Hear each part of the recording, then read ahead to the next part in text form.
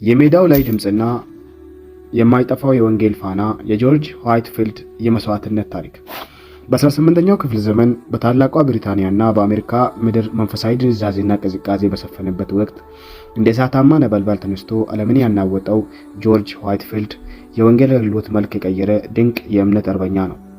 የዋይትፊልድ የሕይወት ታሪክ የሚጀምረው ቤተክርስቲያን በሮቿን ብትዘጋብኝ እግዚአብሔር ሜዳውን ከፍቶልኛል በሚለው ደፋርና ስልታዊ ውሳኔ ነው። በዘመኑ የነበሩ ሃይማኖት መሪዎች በህንፃ ግድግዳዎች ውስጥ ብቻ ተወስነው በነበረበት ወቅት እርሱ ግን የክብር ካባውን አውልቆ በመጣል ወደ ማዕድን አውጪዎችና ወደ ተራው ህዝብ በመሄድ በሜዳ ላይ መስበክን መረጠ።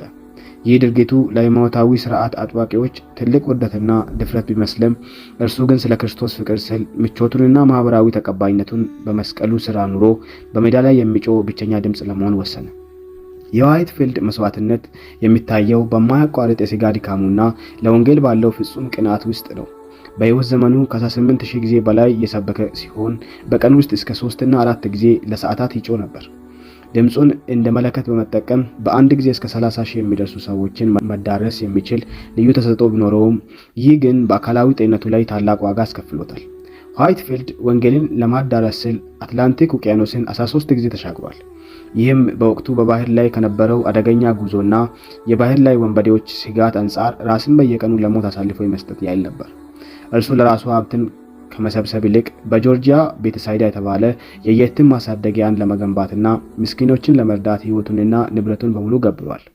የመጨረሻውና እጅግ የሚገርመው ዋይትፊልድ መስዋዕትነት የተገለጠው በዕለተ ሞቱ ሰዓት ነው።